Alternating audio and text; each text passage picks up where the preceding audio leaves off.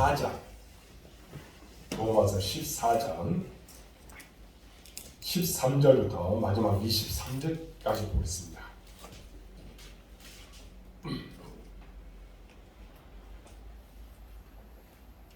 로마서 14장 13절부터 마지막 23절입니다.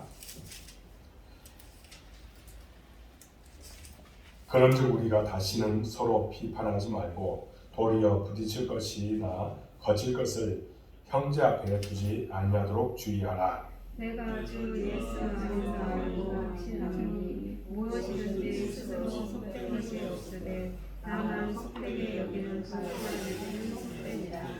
만일 음식으로 말미암아 내 형제가 근심하게 되면 이는 내가 사랑으로 행하지 아니함이라.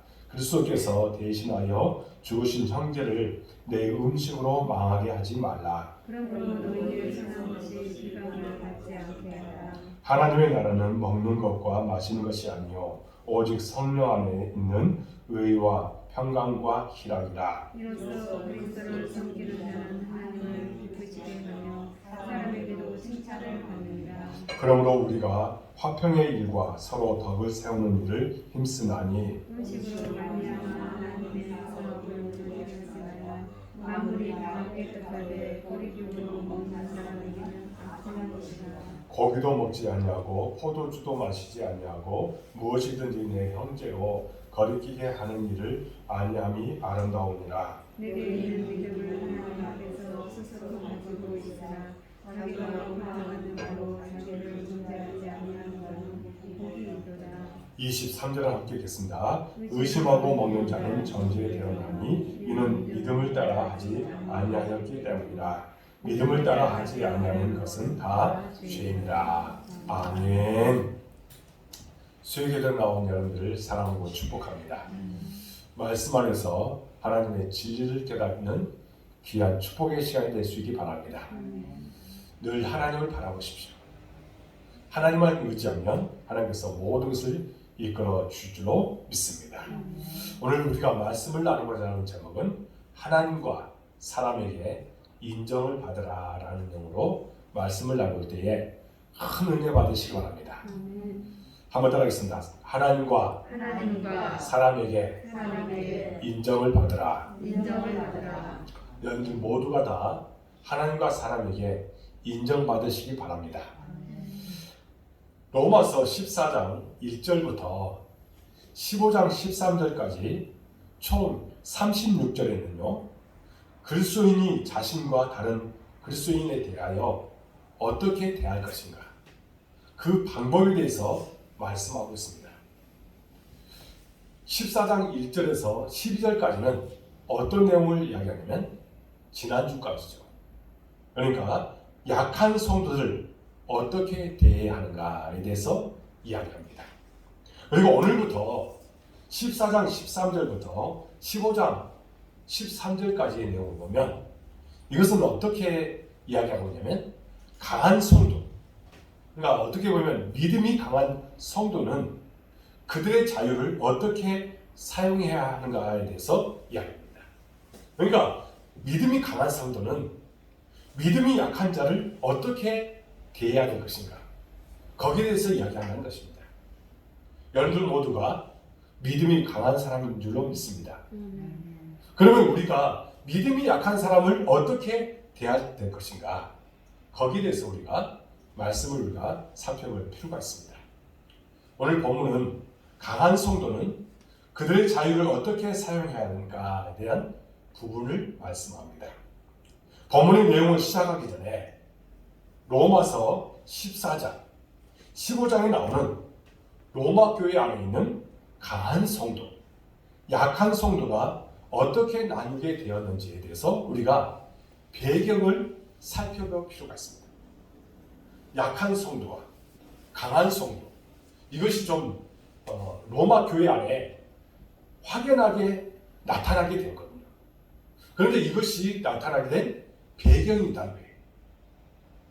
이것을 우리가 살펴보면 거기에 대해서 잘 구분해내야 예수가 있다는 겁니다. 1세기 때, 1세기는 어디 때예요? 근데 1세기 말 그대로 1세기. 이때가 어느 때냐면 바로 예수님이 이제 태어나서부터 로마가 이제 다스리고 있던 그 시대. 그러니까 로마 치하에서 여러 가지 박해를 받고 있던 유대인들이 이제 상황에 처해 있던 그런 일들을 말하는 것이 바로 이때의 1세기에 나타난 그런 사건입니다. 뭐 우리나라에도 1세기가 있었죠. 그런데 여기에 말하는 이 1세기는 바로 로마 통치하에서 있었던 그런 일들을 이야기하는 거예요. 그러니까 1세기에 로마 역사를 보면 유대인 로마 추방령이 내려졌다고 합니다. 당시에 이 유대인들을 로마에서 추방을 해버렸어요. 이 사건이 있었습니다. 또 추방했던 유대인에게 다시 귀환하도록 명령하는 것이 있었다는 거예요. 이것이 로마 안에서 1세기 때에 있었어요. 그러니까 로마 추방령은 어느 때에 있었냐면 주후 49년. 그러니까 예수님이 태어나고 나서 49년째 되던 글라우디오 황제 때에 있었습니다. 로마에 글라우디오 황제가 있었는데 이 황제가 상당히 이 로마 그 황제로서 유대인들, 특별히 기독교인들을 아주 많이 박해했던 사람입니다. 근데 이 그 글라우디오 황제가 로마에서 유대인들을 추방해버렸어요. 그 사건이 있었던 곳입니다. 그러니까 추방령이 내리기 전 유대인들은요, 로마나 알렉산드리아에서 비교적 자유를 누렸습니다. 유대인들이 그곳에서 자유를 누렸어요. 추방령이 내리기 전까지는 그들이 신앙이나 아니면 관습의 유지에 있어서 애로사항이 없었습니다. 하지만 기독교 복음이 전파되면서 그 유대인 나라에도 또 로마 나라에도 기독교 복음이 전파되면서 사정이 좀 달라지게 됐다는 겁니다. 유대인을 대상으로 복음을 전하기 시작하자 이제 유대인 공동체가 갈등하기 시작했습니다. 유대인들에게 복음을 전하자 그 안에서 여러 가지 갈등이 일어났습니다. 그리고 이어서 유대인과 로마인 그리고 유대인과 헬라인 사이에서도 갈등과 충돌이 일어났습니다. 자기들이 믿는 그 신하고 전혀 다른 예수님에 대해서 전하니까 거기에서 갈등이 일어난 거예요. 당시 글라우디오 황제는 역사와 종교에 대한 관심이 참 많았대요. 이 황제가 역사에 대해서 또 기독교에 대해서 종교에 대해서 상당히 관심이 많았답니다. 당연히 신흥 종교인 기독교에 대해서도 관심을 많이 가지고 있었습니다. 예수님의 존재와 가르침, 예수님의 십자가와 부활에 대한 소식도 이 황제가 들었다는 거예요. 문제가 있었습니다. 여기에서 문제는 뭐냐면 예수님의 부활 이야기를 당시 유대 지도층 사람들이 조작을 한 거예요.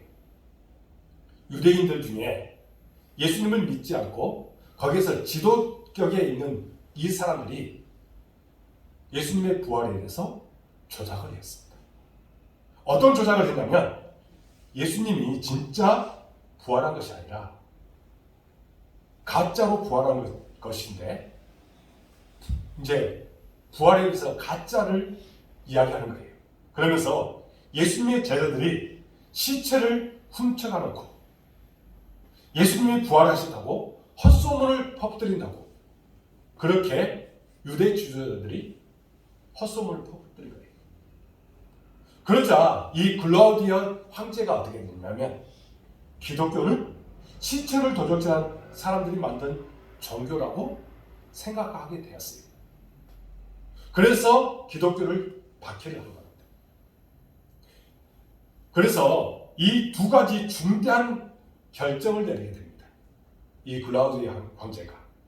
하나는 뭐냐면 유대인을 로마에서 추방하라는 유대인 추방령을 내리게 됐습니다. 이 추방령으로 로마를 떠나게 된 유대인들이 몇 명이 되냐면 2만 5천 명이 쫓겨나게 되었다는 거예요. 그 중에 아굴라와 누가 있어요? 브리스기라는 부부. 이 부부도 거기서 추방할 때 함께 거기에 포함되었던 사람입니다. 두 번째가 뭐냐면 유대 총독에게 나사렛 칙령을 내리게 됐습니다. 이 나사렛 칙령이 뭐냐면 거기에 이 기독교는 시체를 도둑질하는 그런 종교다. 그러니까 이 종교를 믿어서는 안 된다. 그렇게 칙령을 내려봤습니다. 이것은요, 어떻게 보면 의원 중에 예수님의 부활에 대해서 어느 정도 인정하는 거예요. 그렇죠. 이것은 어떻게 보면 반대하는 것 같지만 어느 정도 인정하는 그런 꼴이 되는 거예요. 그래서 지금 이 나사렛 칙령이 박물관에 그대로 보관이 되어 있습니다. 그래서 기독교에 대해서 지금 여러 가지 글라우디아 황제가 칙령을 내렸지만 그러나 예수님의 부활에 대해서 어느 정도 인정하는 그런 쪽으로 많은 사람들이 증언을 하고 있다는 겁니다. 그리고 이제 세월이 지났습니다. 세월이 흘러서 로마 황제가 누가 되었냐면 네로 황제가 이제 황제가 된 겁니다. 바뀐 네로 황제는 주 54년에 이제 유대인들을 로마로 귀환시킵니다. 왜 귀환시켰을까요? 그 사람들을 노예로 삼기 위해서. 그러면서 어느 정도 그들에게 어떤 종교적인 것들을 허락하면서도 그들을 박해하기 시작한 겁니다. 이 칙령으로 유대인 기독교인들이 로마로 들어왔습니다. 로마 교회에 이런 사람들이 이제 쫓겨났던 사람들이 그것으로 들어오게 된 거예요. 그때부터 문제가 발생하게 됐습니다. 로마로 이제 그동안에 추방되었던 사람들이 다시 들어왔잖아요. 그러면서 여기에서 문제가 발생한 것입니다. 그동안 자유롭게 신앙생활을 했던 로마 그리스도인들과 추방당했다가 5년 만에 다시 돌아온 유대인 그리스도인 사이에 먹고 마시는 문제, 또 특정한 날에 대한 문제로 갈등하게 된 거예요. 지난주에 제가 말씀드렸죠. 안식일에 대해서, 또 먹고 마시는 문제에 대해서. 먹고 마실 때는 오직 무엇만 생각하라고 했어요? 하나님의 영광만 생각하라고 했는데, 이런 먹고 마시는 문제, 특정한 날, 여기에 대해서 갈등하게 되었습니다. 본문에 말씀하는 강한 성도는 어떤 사람이냐면 그동안에 로마에서 나와있던 그리스도인을 이야기합니다. 그러면 약한 성도는 누구냐면 추방당했다가 다시 돌아온 유대인들을 말합니다. 이런 유대인 그리스도인들을 이야기하는 것이 바로 이런 이유입니다. 그런데 이들 사이에 무슨 문제? 먹고 마시는 문제, 또 특정한 날에 대한 문제에 대한 해결책을 바울이 지금 제시하는 거예요. 그것이 바로 오늘 본문에 나와 있는 내용인 것입니다. 바울은 약한 성도를 어떻게 하나? 이 약한 성도를 포용해 줘라. 따라했습니다. 약한 성도를 포용하라. 그러니까 로마서 14장과 15장에 나타난 포용의 실제를 우리에게 보여주고 있습니다. 그것이 뭐냐면 믿음이 약한 자를 받아주라는 거예요. 그들을 정죄하지 말고 그냥 받아주라는 겁니다. 하나님이 우리를 받아주셨으니 우리도 그들을 받아줘야 한다. 형제를 비판하거나 정죄하지 말라는 겁니다. 서로 화친하고 그들을 세워주라고 얘기합니다. 강한 우리가 약한 자의 짐을 져주고 그 안에서 사랑을 나누어야 된다고 말씀하고 있습니다. 이웃을 기쁘게 하되 선을 이루고 덕을 세우도록 하라고 우리에게 말씀하고 있습니다. 그리스도가 우리를 받아주셨으니 우리도 하나님의 영광을 위해서 서로 받아줘야 한다라고 이야기합니다. 여러분, 예수님께서 우리를 어떤 조건 없이 받아주었잖아요. 그러면 우리를 또 어떻게 하나? 우리 형제들을 조건 없이 받아주라는 겁니다. 이것이 바로 예수님의 사랑을 실천하는 사람의 덕목이라는 겁니다. 사실 성도를 포용하는 것은 오늘 우리 교회에도 꼭 필요한 것입니다. 믿습니까? 물론 교회 안에는 포용 지수가 높은 사람도 있습니다. 그러나 포용 지수가 낮은 사람도 있습니다. 그래서 어떤 나하고 의견이 대립되는 그런 사람들을 그냥 무시해버립니다. 또 깔봅니다. 또 그들을 포용하지 못합니다. 그렇게 하지 말라는 거예요. 우리는 어떤 지수가 높아야 된다고요? 포용 지수가 높은 사람이 되어야 된다는 겁니다. 그때 하나님께서 우리의 모든 것을 이끌어 주시고 은혜 베풀어 주신다는 겁니다. 우리 교회가 해야 할 일이 바로 무엇이냐? 포용 지수를 높이고 우리에게 반대되는 사람, 때로는 우리를 여러 가지 어렵게 만드는 사람도 우리가 포용해 주라는 겁니다. 설교 시간에 잠자는 사람도 포용해 주라는 거예요. 어떻게 하게 포용해줘야지? 포용해 줘야지 뭐. 푹 자는 사람. 전화 받는 사람도 포용해 주라.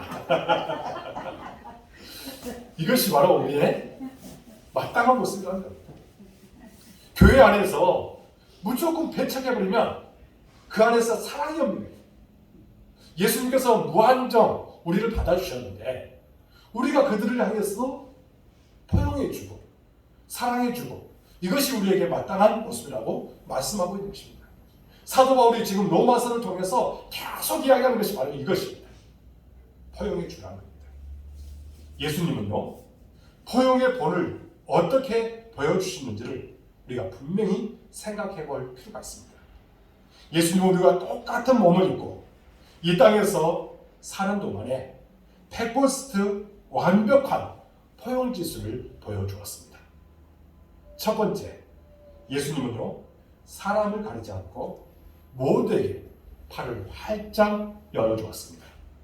세리, 죄인, 창녀, 영적 병자들 이런 사람들을 예수님은 무한정 포용해 주었습니다. 그래서 유대인들이 뭐라고 이야기합니까? 세리와 또 죄인의 친구다 했습니다. 창녀의 친구다 했습니다. 그런 모습을 보고 예수님의 그런 모습을 보고 그런 죄인들의 친구다고 이야기할 정도로 예수님은 그런 죄인들을 철저하게 포용해 주었다는 겁니다.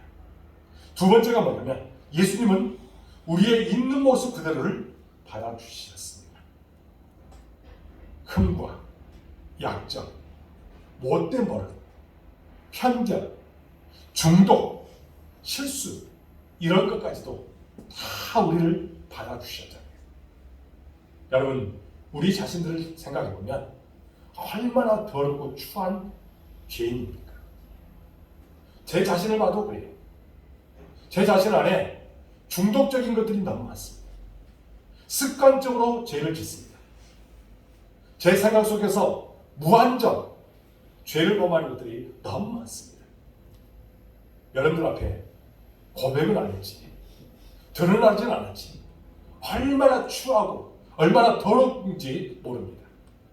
그런 가운데서도 그런 저를 하나님께서는 받아주셨고 예수님께서는 그대로 저를 받아주셨습니다.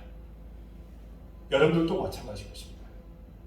여러분들 자신들을 생각해보면 정말 하나님 앞에서 나는 죄인입니다 하면서 세리가 뒤에서 어떻게 했어요? 자기를 치면서 나는 죄인입니다 했듯이 랜들 자신도 그렇게 할 정도로 그런 죄인의 모습을 우리는 가지고 있습니다. 그런 우리도 예수님께서는 포용해 주셨다. 사랑을 베풀어 주셨습니다. 여러분, 그래서 예수님은 나처럼 변하면 그때 가서 받아주마라고 하지 않았다는 겁니다. 그렇죠. 예수님께서는 네가 변하면 그때 내가 받아줄게 이렇게 하지 않았어요. 그러면 우리들도 어떻게 해야 되냐?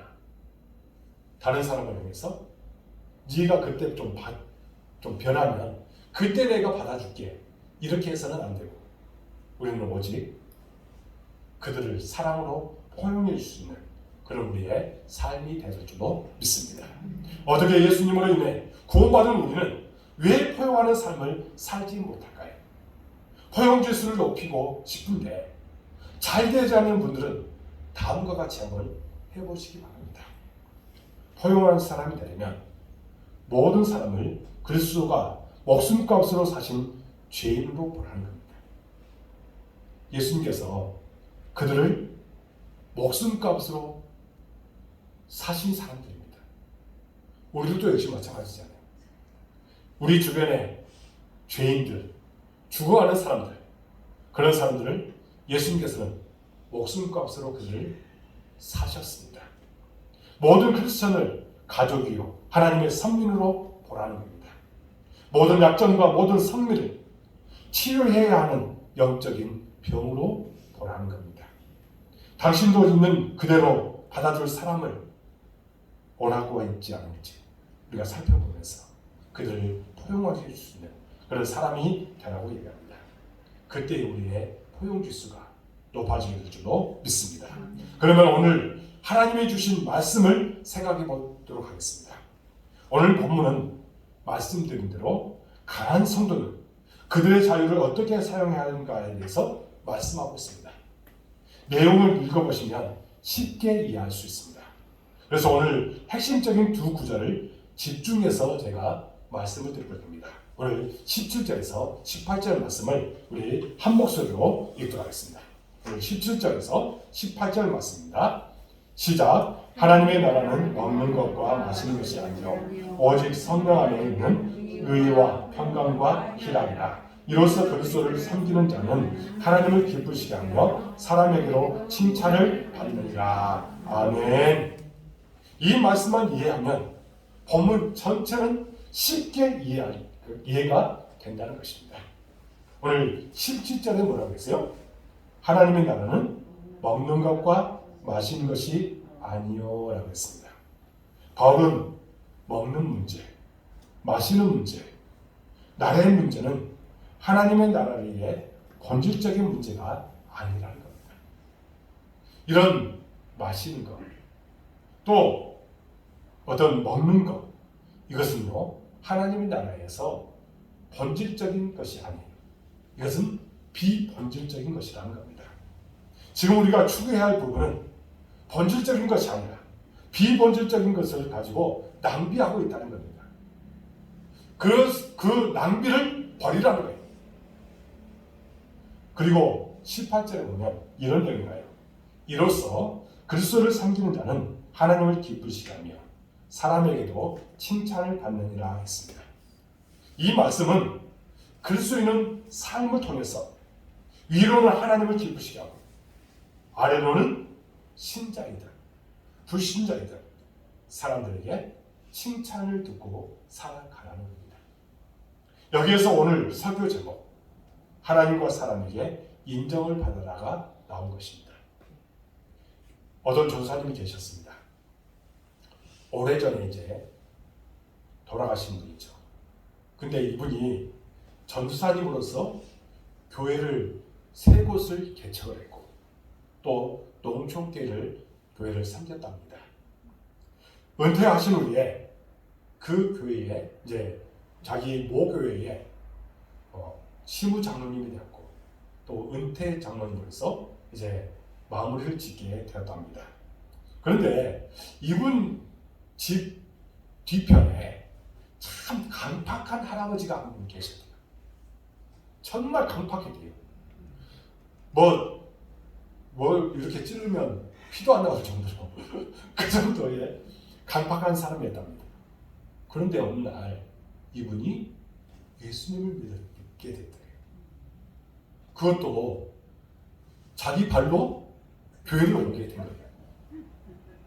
그래서 이분 이제 그 은퇴하신 장로님의 그 자녀가 그분에게 물어봤답니다. 아니 할아버지 어떻게 해서 예수님을 믿게 되었어요? 그렇게 물어봤답니다.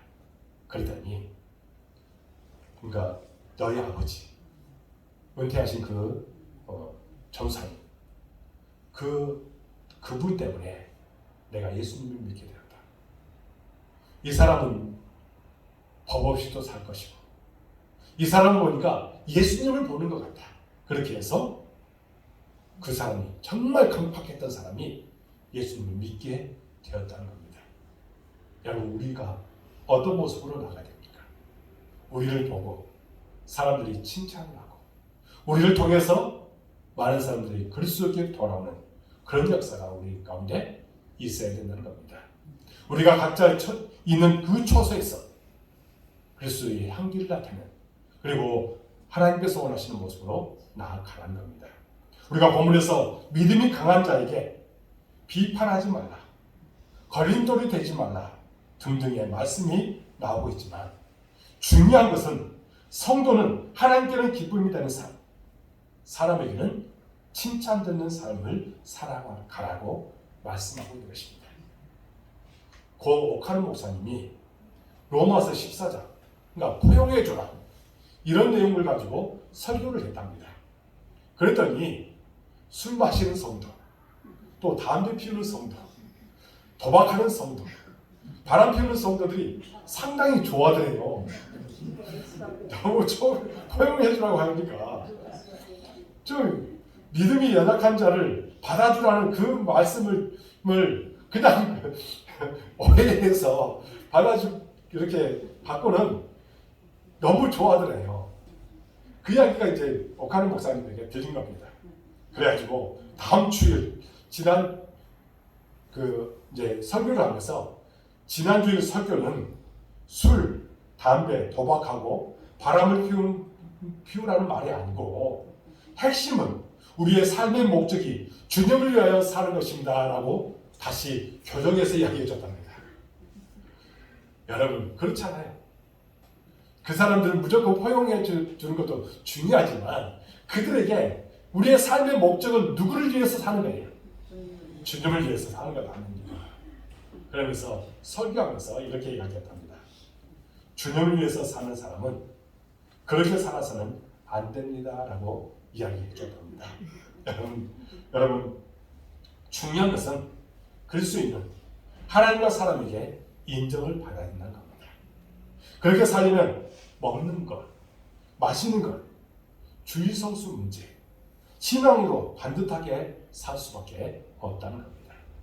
이 일을 위해서 열심히 다하는 우리의 모습이 우리 가운데 있어야되기로 믿습니다. 여러분들 이 점을 명심하시기 바랍니다. 나의 삶이 하나님을 기쁘시게 하는가? 나의 삶이 사람에게 칭찬받고 있는가? 늘 물어보시고 이 질문에 아멘으로 화답할 수 있기 바랍니다. 아멘. 그러면 오늘 본문의 핵심 부분을 생각해 보십시다. 우리가 지금 누리고 있는 하나님의 나라, 우리가 장차 누리게 될 하나님의 나라, 우리가 추구하여야 하나님의 나라는 어떤 나라입니까? 오늘 17절에 뭐라고 얘기해요? 하나님의 나라는 먹는 것과 마시는 것이 아니요 오직 성령 안에 있는 의와 평강과 희락이라고 했습니다. 바울은 하나님의 나라는 어떤 거라고요? 의와 평강과 희락이라고 말합니다. 따라하겠습니다. 하나님의 나라는 의와 평강과 희락입니다. 사실 하나님의 나라는요 매우 중요합니다. 그리고 대단히 광범위합니다. 그렇기 때문에 하나님의 나라를 한마디로 정의하기가 쉽지 않습니다. 그저 우리가 할 수 있는 것은 뭐냐면 하나님 나라는 하나님의 나라, 하나님의 통치하는 영역을 하나님의 나라라고 이야기하는 것입니다. 하나님께서 통치하는 영역, 그것이 하나님 나라인 줄로 믿으시기 바랍니다. 하지만 바울은 하나님의 나라를 세 가지로 명확하게 우리에게 정리를 해주고 있습니다. 그러면 뭐예요? 첫 번째, 의입니다. 이것은 예수 그리스도의 의를 이야기합니다. 따라하십니다. 예수 그리스도의 의. 예수 그리스도의 의. 여기서 의는 뭐냐면 로마서에서 가장 중요한 낱말 중 하나입니다. 로마서에서만 몇 번 나오냐면 35회가 됩니다. 의라고 하는 이야기가. 여기서 말씀하는 의는 우리의 의를 말한 것이 아니라 예수 그리스도부터 말미암은 의를 이야기하고 있다는 겁니다. 인간 스스로는 누구도 의를 소유할 수가 없습니다. 그렇죠. 우리가 어떻게 그런 의를 우리가 소유할 수 있겠습니까? 로마서 3장 10절에 보면 이런 말씀이 있습니다. 의인은 없나니 하나도 없으며 라고 했습니다. 그래서 의인은 내가 노력하여서 얻어지는 것이 아니라 하나님이 예수 그리스도의 의를 우리에게 값없이 제공해 주신다고 말씀하고 있습니다. 우리에게 예수 그리스도의 의를 값없이 주신 줄로 믿으시기 바랍니다. 찬송가 494장에 보면 이제 거기에 494장에 만세반석 열리니라고 하는 찬양이 있습니다. 거기에 3절 가사를 보면 이런 내용이에요.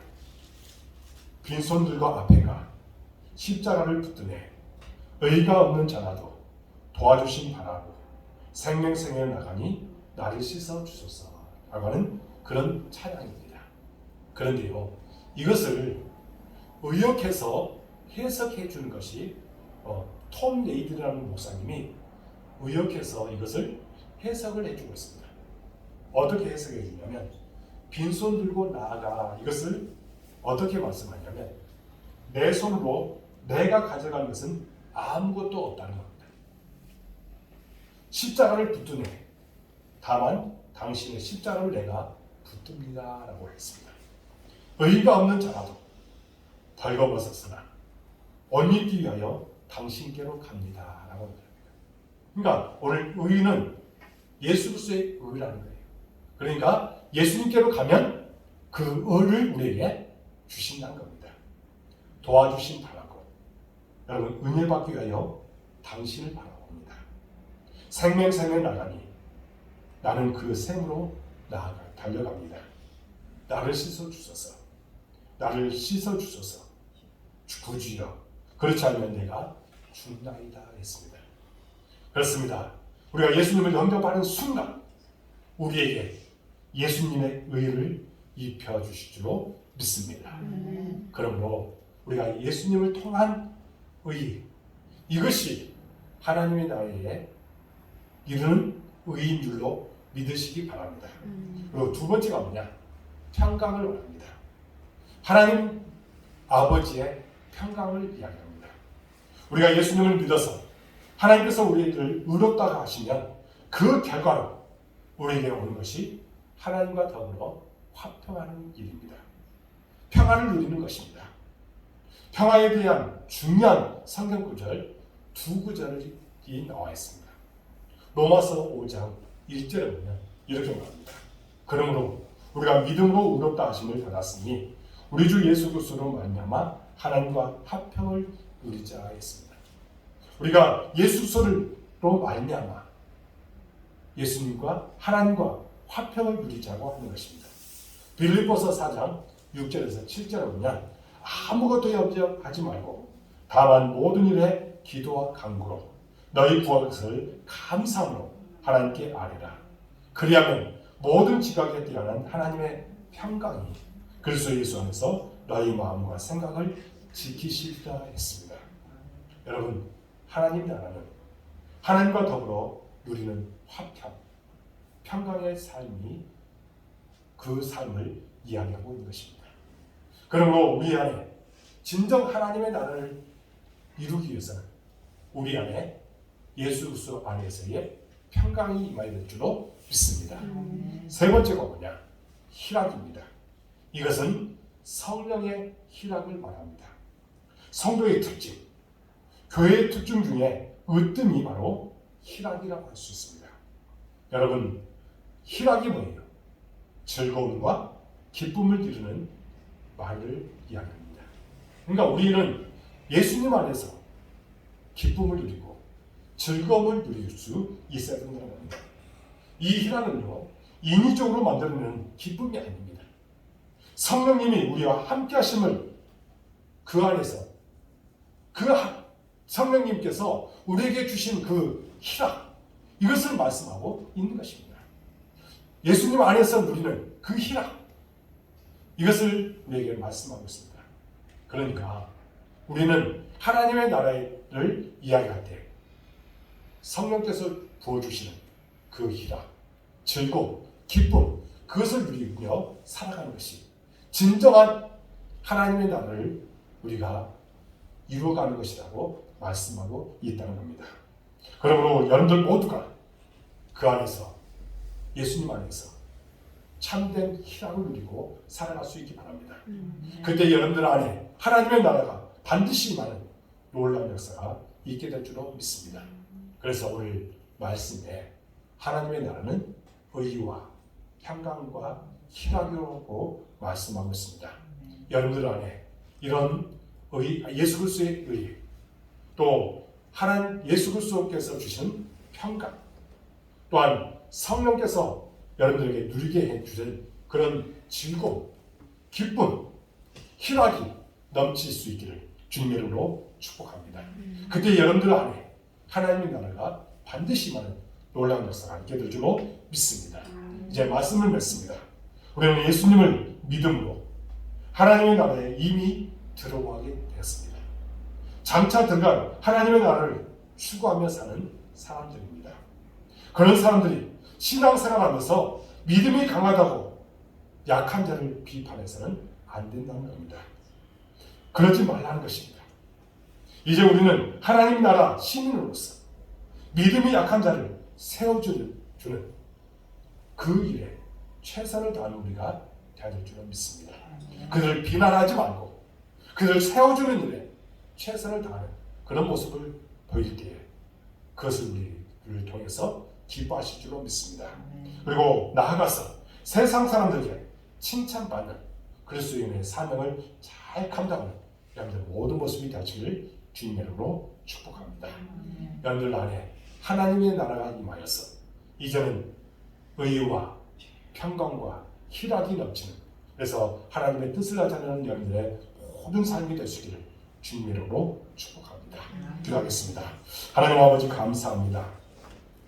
오늘 말씀을 통해서 우리에게 귀한 것들을 깨닫게 해주니 참으로 감사합니다.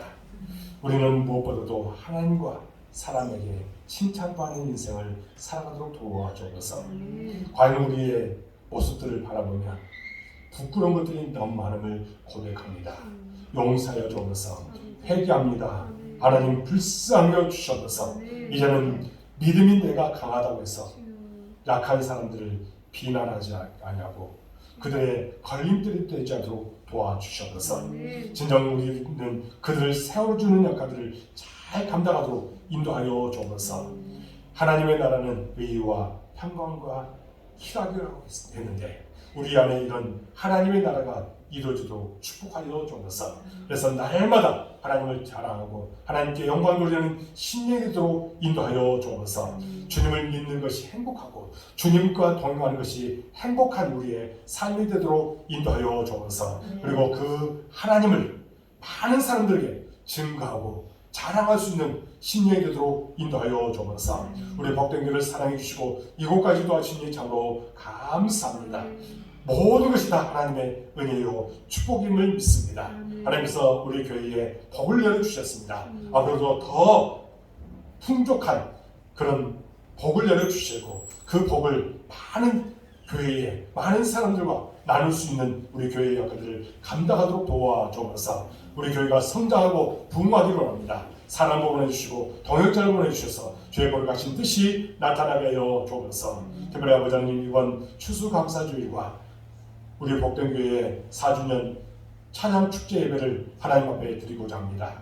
하나님께서 영광 받아주시고 우리에게 지금까지 함께 주신 하나님께 감사할 수 있는 우리의 신뢰 되도록 인도하여 주옵소서. 진정 하나님께서 모든 것을 책임지시고 인도해 줄 줄로 믿습니다. 아버지 하나님 우리 모든 성도들 어느 곳에든지 함께하여 주옵소서. 시험에 들지 않도록 도와주시고 늘 하나님과 동행하는 삶 살도록 도와주옵소서. 아버지 하나님 복의 통로가 되게 해주시고 이삭에게 주었던 100배의 축복 그 복을 우리 모든 성도들에게 온전히 부어주시고 인도하여 주옵소서. 마음껏 하나님을 찬양하고 마음껏 하나님께 영광 드리도록 도와주옵소서. 사업체에 직장에 가정에 하나님의 축복이 함께해 줄 줄로 믿습니다. 아버지 하나님 우리 자녀들 땅에서 잘 되게 해주시고 그들이 꿈꾸고 비전을 갖고 나가기에 놀라운 은혜가 또한 비전이 반드시 이루어지는 축복자를 가여 주시고 하나님의 나라를 위해서 귀하게 쓰임받는 아이들로 성장하도록 도와주옵소서. 이 코로나19 속히 종식되기로 합니다. 변이로 인해서 여러 가지 어려운 상황입니다. 하나님 이것이 속히 종식되어 우리 일상이 다시 회복되게 해주시고 이럴 때일수록 더욱더 하나님과 가까이 하고 하나님과 늘 동행하는 삶 사도록 도와주시고 하나님을 경외하는 하나님을 두려워할 줄 아는 우리의 신뢰대로 인도하여 주옵소서. 온라인으로 이 수요기도를 드리는 우리 모든 성도들 기억하여 주시고 축복하여 주옵소서. 그 마음에 감사가 넘치도록 인도해 주시고 아버지 하나님 정말 세상 사람들과 더불어 살아갈 때에 소음과 뒤처가들을 잘 감당해 주시고 그리스도의 향기를 나타내는 모든 삶이 되도록 인도하여 주옵소서. 더 큰 복을 주실 줄로 믿습니다. 감사가 넘치도록 인도해 주실 줄로 믿습니다.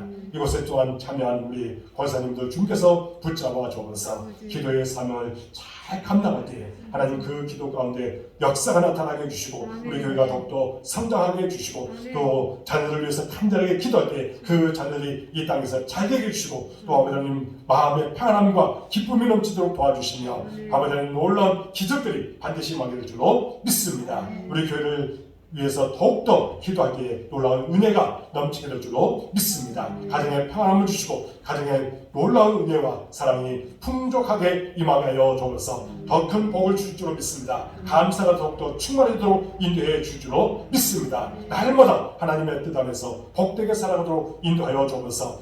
무엇보다도 건강이 필요합니다. 나사는 예수님으로 명하느니 그 육체에 있는 모든 질고들이 다 떠나갈지어다.